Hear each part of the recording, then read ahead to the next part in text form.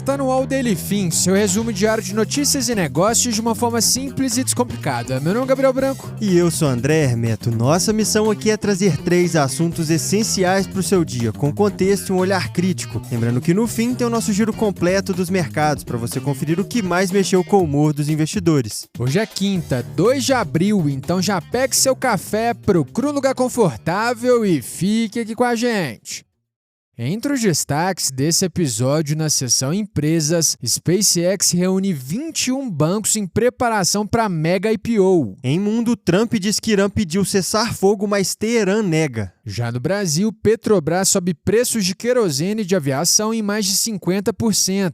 E antes de começar nosso podcast, o patrocinador do episódio de hoje tem uma perguntinha para te fazer. Investir fora do Brasil ainda parece complicado para você? Você provavelmente já ouviu falar em diversificação internacional e em ter parte do seu patrimônio em moeda forte, e isso realmente faz sentido, pessoal. Mas quando chega a hora de agir, aparece aquela mesma dúvida, né? Por onde eu começo e como é que eu envio dinheiro lá para fora? E para isso existe a nossa parceira Remessa Online, que foi criada para tornar transferências internacionais mais acessíveis, com câmbio competitivo, taxas claras e sem burocracia no caminho. Pela plataforma, você pode, por exemplo, enviar dinheiro para corretoras internacionais, inclusive via Pix com IOF de 1,1% para investimentos, sem complicação e sem surpresas. E tem um benefício exclusivo para nossos ouvintes aqui do podcast. Usando o cupom DAILYFIN, você garante 15% de desconto na taxa de câmbio. O link para você simular a sua remessa e descobrir como é simples colocar seu dinheiro para trabalhar lá fora está na descrição desse episódio. Boa, Branco, mas agora voltando para nossa programação, bora para a primeira notícia.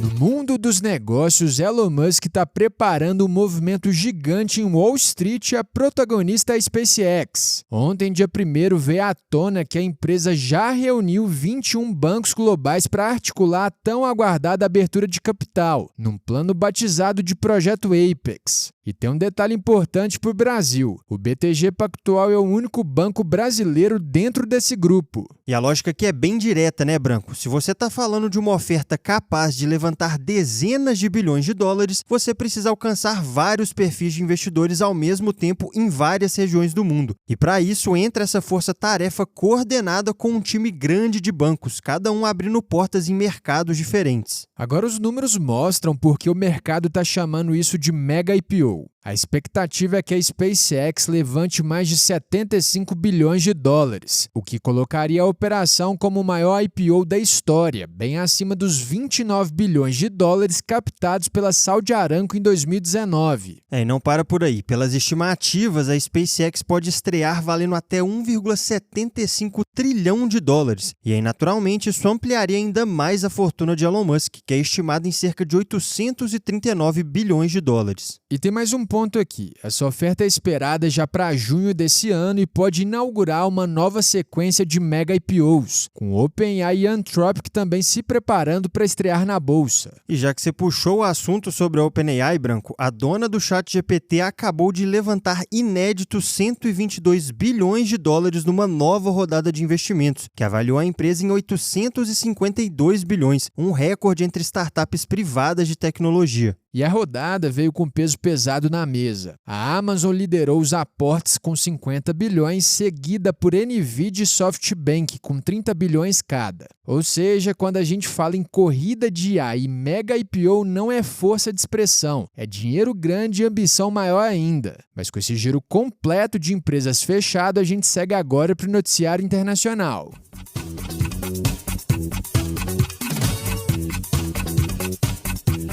Agora no bloco internacional, ontem, dia 1º, Donald Trump disse que o Irã teria pedido um cessar-fogo na guerra entre os dois países. Só que do lado de lá, Teherã negou essa versão. E para você entender esse vai e vem, Trump afirmou que só aceitaria essa proposta iraniana se o país reabrisse o Estreito de Hormuz e ainda voltou a falar em um novo regime no Irã. Em paralelo, ele disse também que os Estados Unidos devem deixar o Irã muito rapidamente. Já do lado iraniano, o discurso foi o oposto. O país negou que tenha pedido cessar-fogo, classificou a fala de Trump como falsa e sem fundamento e reforçou que Hormuz segue sob o controle da marinha iraniana. E ainda ontem, o presidente iraniano divulgou uma carta dirigida ao povo norte-americano. Ele disse que o Irã não é uma ameaça, que nunca escolheu o caminho da agressão e acusou Trump de enganar a própria população. E esse ponto aqui é bem relevante, porque foi a primeira comunicação do governo iraniano direcionada à população americana desde o início do conflito. E nesse meio tempo, na terça-feira, China e Paquistão já tinham apresentado um plano de paz com 5 pontos para tentar encerrar a guerra. E no dia de ontem, Trump ainda abriu outra frente de tensão. Disse que considera seriamente retirar os Estados Unidos da OTAN, chamou a aliança de tigre de papel e reclamou da falta de apoio na guerra. Pois é, e se isso realmente avançar, pode mexer direto com o equilíbrio global de poder. Mas com esse cenário internacional bem instável, a gente já vira a chave para o noticiário aqui do Brasil.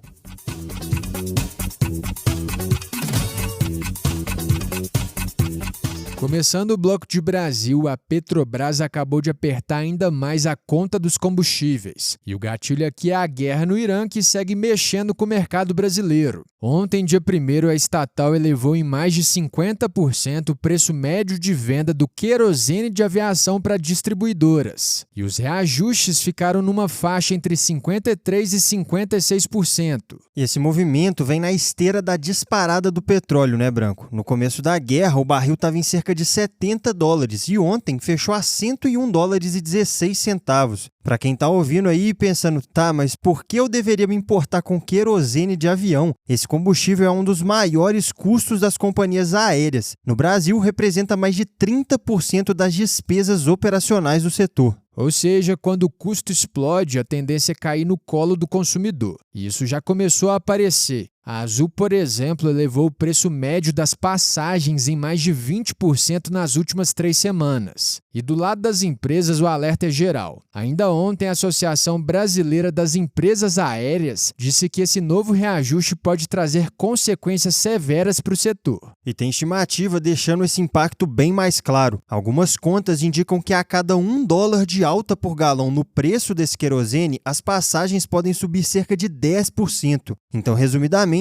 o cenário é de margem apertando para as companhias, passagem mais cara e, com isso, a demanda pode perder força. E diante disso, o governo quer agir. Também ontem, o ministro de Portos e Aeroportos afirmou que em breve serão anunciadas medidas para aliviar esse aumento do custo do querosene de aviação. E tem mais uma frente nessa história. O governo federal e pelo menos 21 estados fecharam um acordo para apoiar por 2 meses a importação de diesel. A proposta prevê uma subvenção de R$ 1,20 por litro, dividida igualmente entre União e estados. E o pano de fundo disso tudo é que, na média, o diesel vendido pela Petrobras já subiu 62% desde janeiro. Então, com combustível pressionando, o setor aéreo no limite e o governo tentando montar um colchão temporário, o Brasil entra num momento bem sensível de custos e repasses. Mas agora, com a nossa sessão nacional finalizada, vamos conferir como foi o fechamento dos mercados.